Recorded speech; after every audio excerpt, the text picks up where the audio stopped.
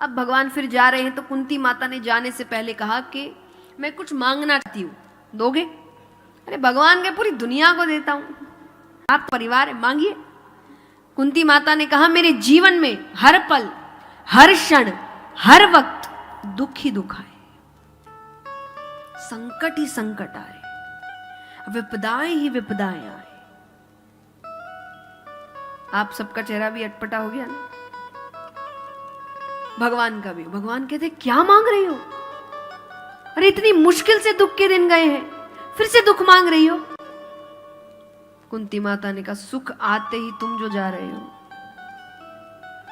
तुमको अगर पास रखने का मतलब दुख है, दुख ही सही।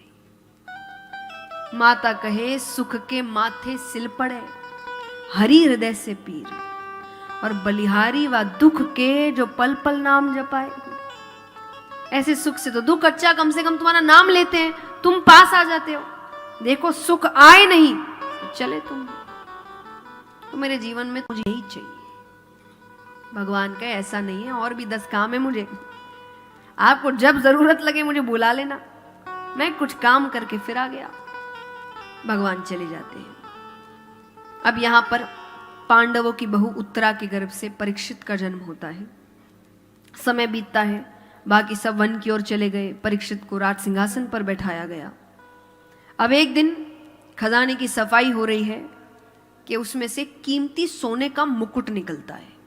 ये मुकुट जरासंध नामक एक राजा का था, बहुत पापी, कई राजाओं को मार कर लूट कर उसने अपने लिए एक मुकुट बनवाया था, हीरे जवाहरातों से जड़ा हुआ।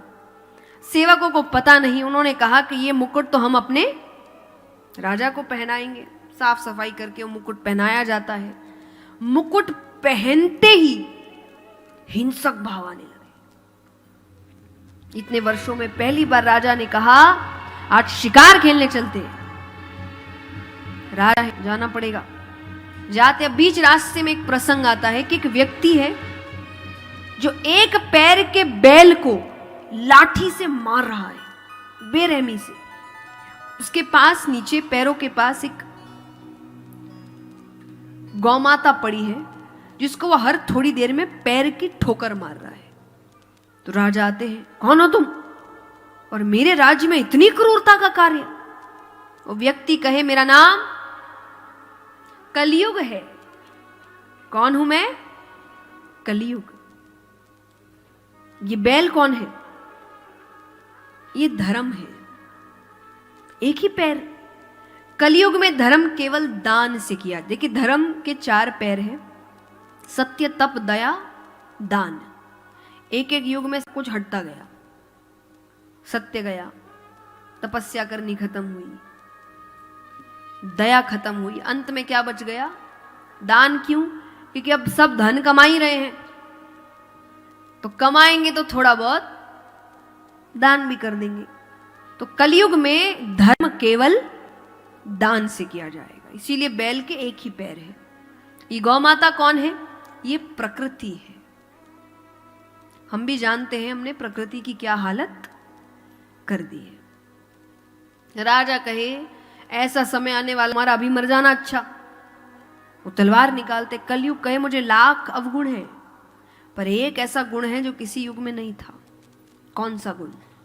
वो कहे अलग अलग युगों में आपको बहुत तप करना पड़ता था, तब सुमिर सुमिर न रही पारा, केवल नाम जप कर लो आप। कितना आसान कर दिया देखो भगवान ने, फिर भी नहीं करते हम।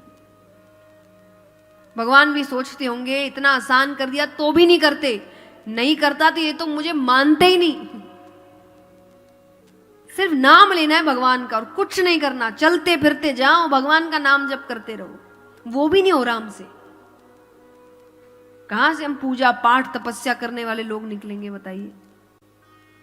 केवल नाम जप करना है, सिर्फ इतना ही करना और भगवान मिल जाएंगे। राजा कहे तो बहुत अच्छी चीज है, लेकिन तुम मेरे राज्य में नहीं रह सकते। तो बोले कहां जाऊं? बोले वहां जाओ जहां चोरियां होती है, डकैतियां होती है, हिंसा होता है, जुआ खेला जाता है। कलयुग मन में कहे ये सारे प्लॉट तो मैंने पहले से ही बुक करके रखे हैं। कलयुग कहे ठीक है, काम करते हैं, ये सारे स्थान तो आपने दिए, एक स्थान मेरे मन मुताबिक भी दीजिए। कहाँ स्थान चाहिए?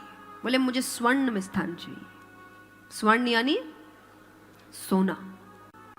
राजा भूल गए, राजा ने खुद ने सोने का मुकुट पहन के रखा है।